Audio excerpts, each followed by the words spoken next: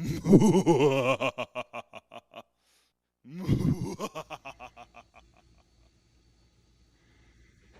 guys, so now everything has been completed.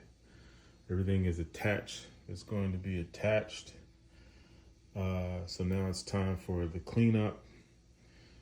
Where you have to clean up the edges, the raggedy stuff, everything that needs to be uh, just put together more so with grinding and sanding so we can prepare it for paint.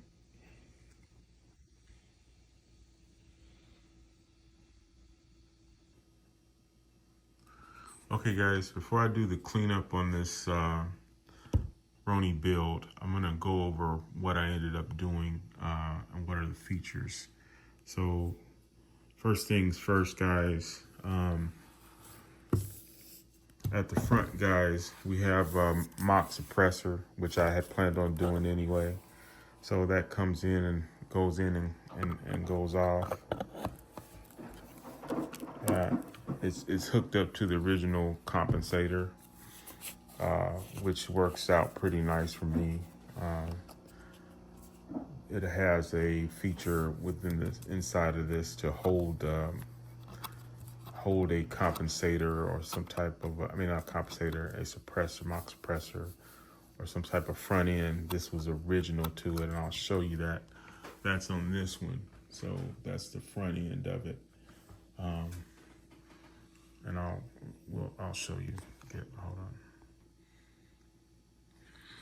Okay, guys. So this this is the future build that's coming up, guys. I'm gonna do another one, but I'm gonna use it as an example of what I had to change and what I have to do in order to make this the one that I built work. So I was talking about the compensator. So this is a compensator. If you look inside the compensator, there's another ring inside there, and that ring will allow to put a mock suppressor fashion the way I fashioned it.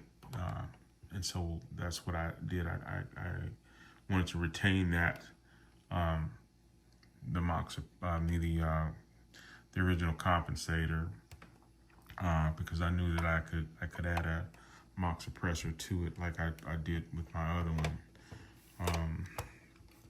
So with this one, this one comes with the front end that attaches. So that attaches to the front of this one. Can't do it with one hand, but you get the picture. So reattached it locks in. So it's not necessary for this one, guys. This one here has a fitting and it fits snug enough that it's not going anywhere. Okay, guys, so we're gonna move to the top of the gun. The top of the gun, guys, already had an existing pick rail on it. And so that one is functional. So I added a second Picatinny rail, guys, which I was gonna do anyway. And I'll tell you more about what I had to do beyond this. But that's gonna hold the red dot. It's gonna hold the front flip up sight and the rear flip up sight. Also, guys, it will have a sling mount mounted to that. Okay, guys, so sticking with the top portion. So, guys, as you see, this is the foldable stock that I had. This one didn't have a butt stock on it. So the last one I had has a fixed butt stock. So I ended up fashioning my own fixed butt stock for it, and it works pretty well. Just has to be cleaned up right now. Okay, guys, so we're gonna move to the charging handle. So, guys, this one was tough. As you see, I eliminated the charging handle on this one, and I'll give you an understanding. Okay, so the pistol, let me see, I can't do it with one hand. Let me hook up something and I'll show you.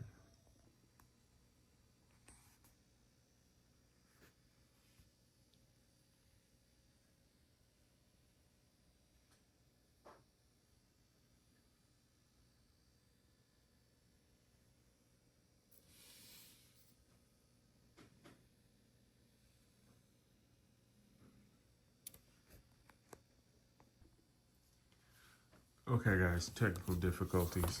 Okay, so let me explain something. With this one, guys, I made and remade a cocking handle about 3 different times before I realized that I didn't have enough space for the ones I was building in order for this to function. Even though I even cut into my butt stock, my foldable stock, in order to compensate for the way this was functioning, but I just couldn't get it to work because I don't have enough length, and I didn't want to cut more into my foldable buttstock, then I'd have problems with that functioning. So it ended up working out better for me. So the front part, guys, of the Nerf, this was this already had like a charging handle. This was the built-in charging handle. So hold on. So just like in this one, guys, this one has the built-in charging handle. Okay, it's right here. So see how that goes? That's how it functions. So even like if I were to do this again, I would probably be able to use this one because this one has more length than this other one. And so, but I probably won't do that. I may use it. I could have used it on this one, but I decided, I didn't have enough space with the gun the gun I built it for. So I had to pass on that one. And so, like I said, it functions well enough. And just, it has the serrations on the side. So I just pull it back there and then decock it. So,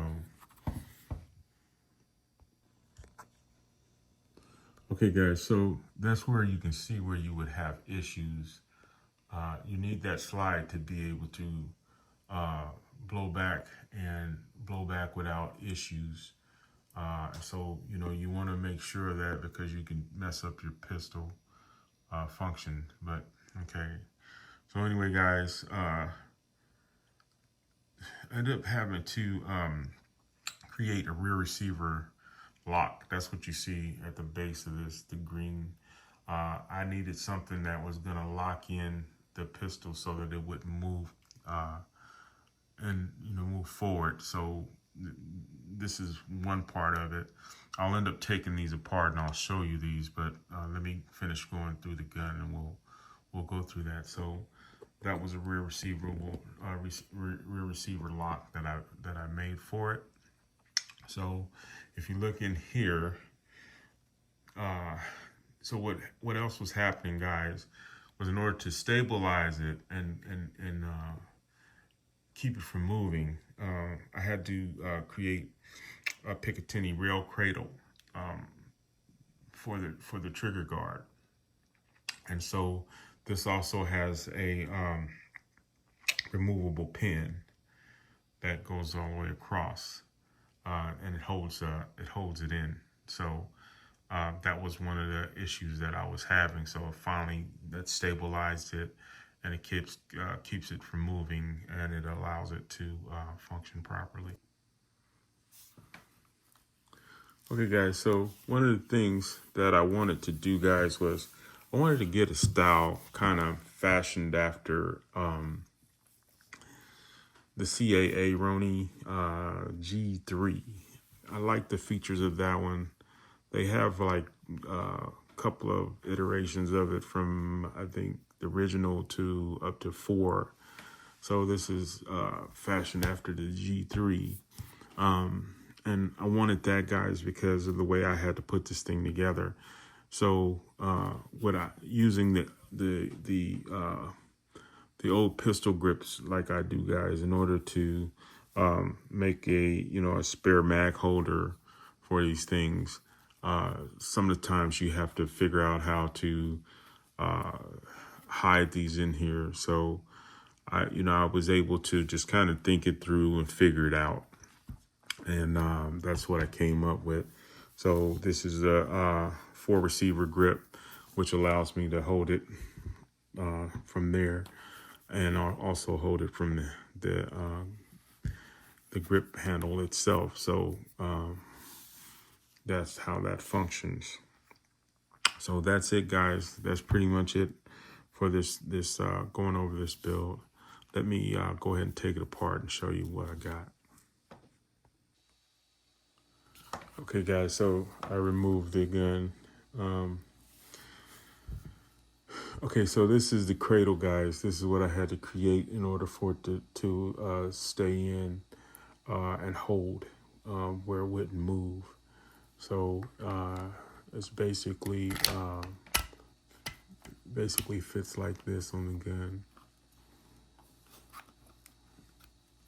And so it holds in there. It keeps it from moving.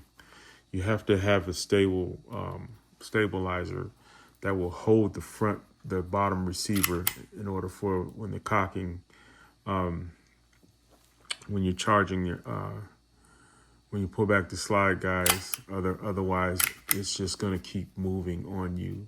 So that's, like I said, this thing is like a puzzle, guys. So you have to take the parts and make the parts fit. So guys, this is the rear lock receiver goes in like this. So I had it, this one, guys, I had trouble with as well, but it functions well enough. You see that holds back the bottom receiver once it's in there. And I remove it with a couple of screws on each side. So that's it on that. Okay, guys, so the other thing I had to do was I had to place Picatinny rails on each side of this thing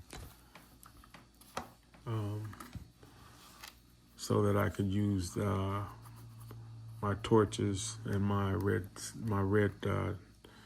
laser to go on this thing. So that's why I purchased them.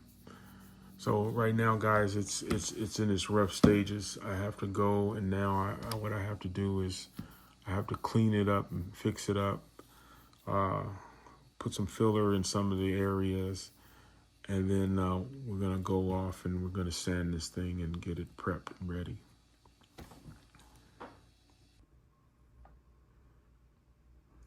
Okay, guys, so it's cleanup time. So we're gonna go ahead and clean this thing up as best we can. A lot of times, guys, it's mostly just cleaning up burrs and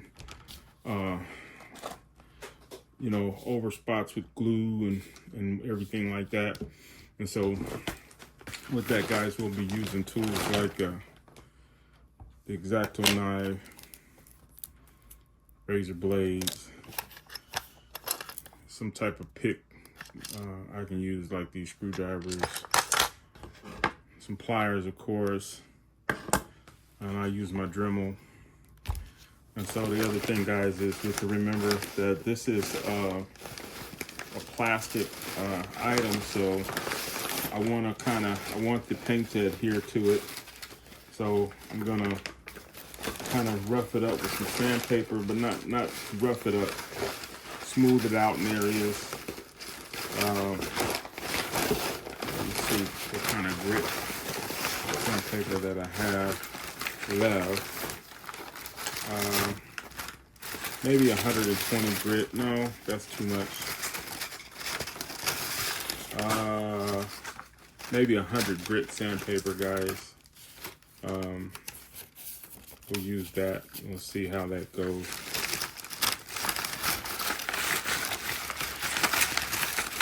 As I push forward on this project. So this is just a stage of cleaning up some of the areas that are over, that have been over glued, or like in here.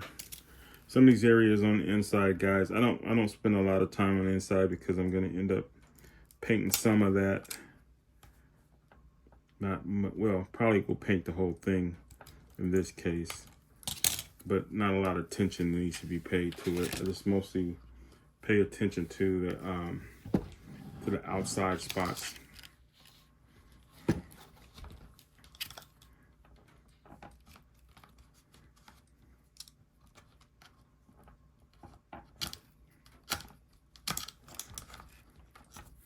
Just cleaning up areas.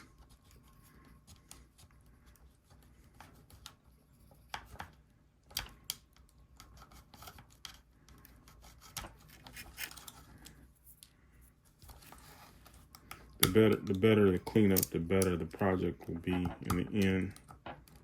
You get rid of all the burrs and stuff. So this is time consuming, guys, so I'm not gonna, we'll hit and miss as we go. So we can go ahead and start out with the Dremel, guys, and then we'll do the details with the rest of the stuff. Guys, always remember, wear some eye protection.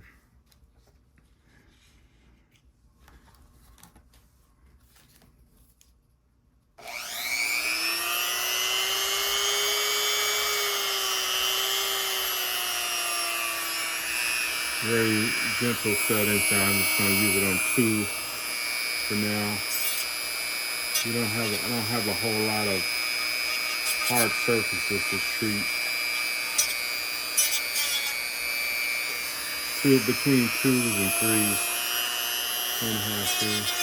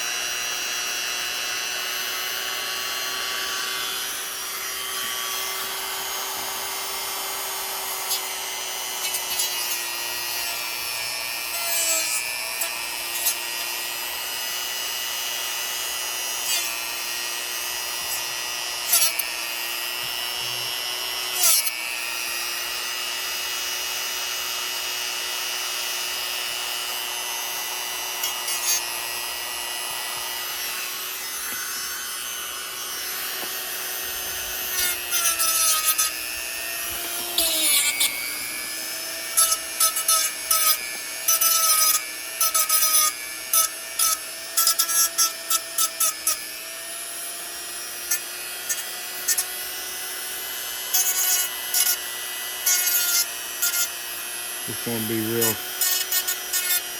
easy with stuff.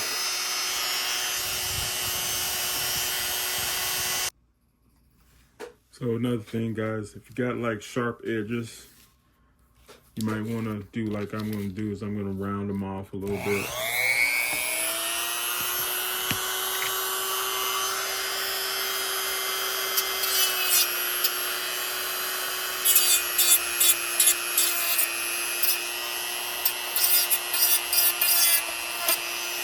Do a little shaping as I go along.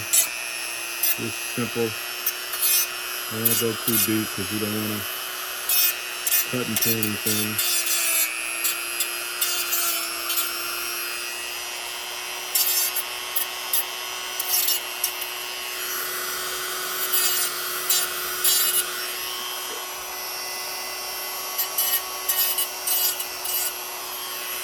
Go like that. Just round off a little bit. Sometimes if you don't want to do a Dremel change of the blades and such, you just use your blade, your razor blade, and clean up some of the stuff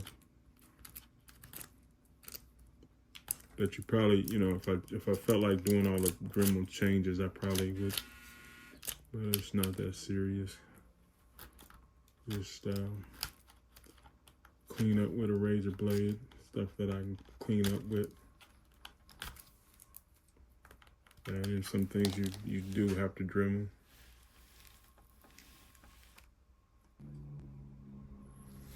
So some stuff like these edges, guys, can also be taken off by just using your pliers and then come back with the Dremel.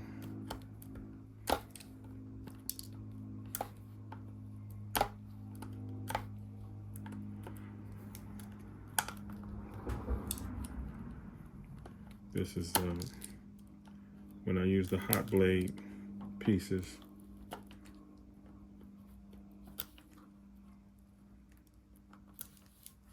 Like that. So remember too, guys, the better the cleanup, the better the outcome. So it takes a little while to do this, especially when you want it to come out a certain way.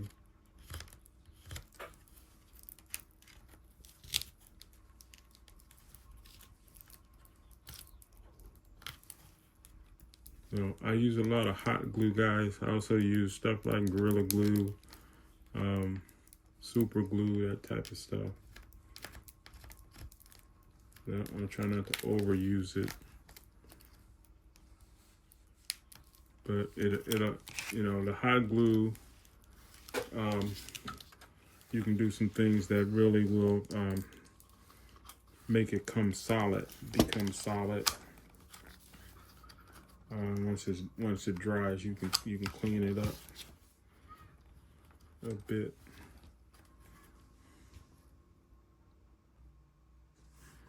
So guys, sometimes it's important to go back and go ahead and we're just gonna Dremel like all the harder spots, some of the things that are just obvious, and then we'll come back because the detail takes you longer to do.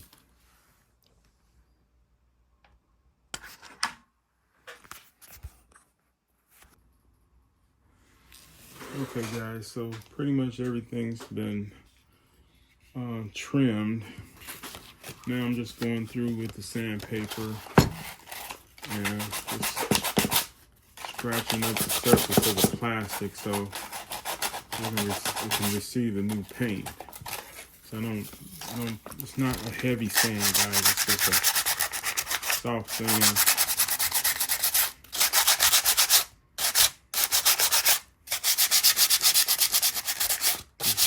Scuff up the plastic so that I don't get a whole bunch of chipping with the paint.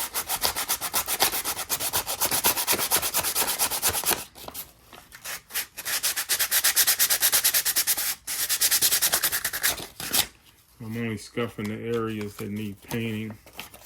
Like my rails don't need painting, I'm gonna take those off.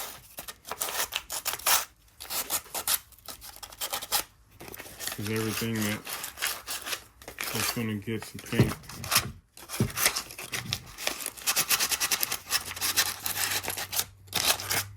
So next will be the taping, guys.